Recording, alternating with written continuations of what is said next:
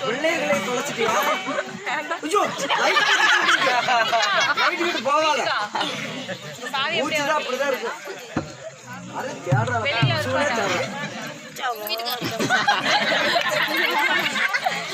நல்லா தானே எரியுது, அதையே திட்டுற.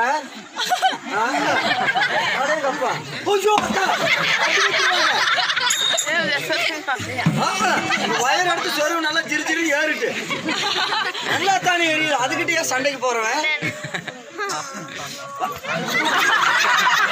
என்னடா கொடுங்க. அந்த லைட்டு சண்டைக்கு போறான், இந்த லைட்டு சிரிக்கிறான். அக்கோ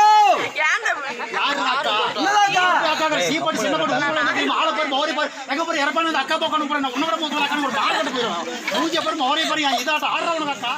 மூஞ்சி எதாட்டு இருக்குது.